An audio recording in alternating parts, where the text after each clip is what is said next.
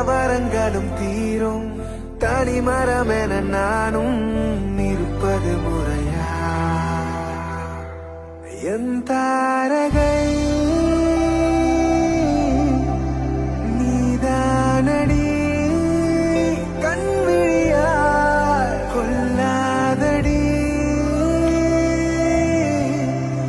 தள்ளாதடி கைவிரலா.